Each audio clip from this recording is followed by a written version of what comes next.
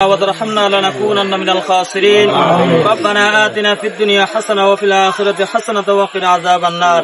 اللهم رب ارحمهما كما ربياني صغيرا وقل رب ارحمهما كما ربياني صغيرا.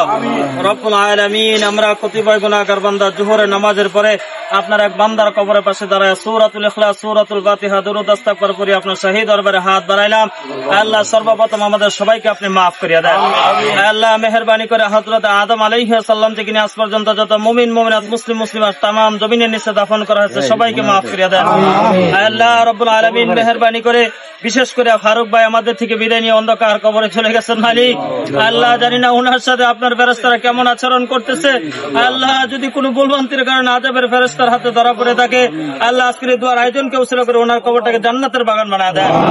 আল্লাহ, ওনার কবরটাকে জান্নাতের সর্বোচ্চ মাকাম আপনি দান করিয়া দেন। আল্লাহ, ওনার পরিবারকে ধৈর্য দান করেন, তৌফিক দান করেন।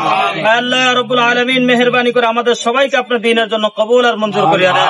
সুবহান রাব্বিকা রাব্বিল ইজ্জাতি আম্মা ইয়াসিফুন ওয়া সালামুন আলাল মুরসালিন, আলহামদুলিল্লাহি রাব্বিল আলামিন।